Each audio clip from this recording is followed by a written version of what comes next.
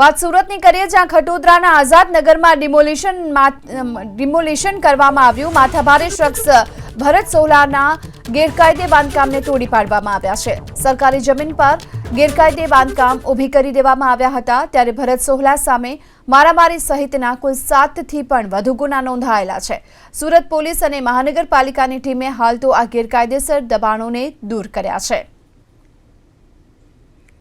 सरकारी जमीन पर जे गैरकायदेसर बांधकामों उभा करी देवामां आव्या हता।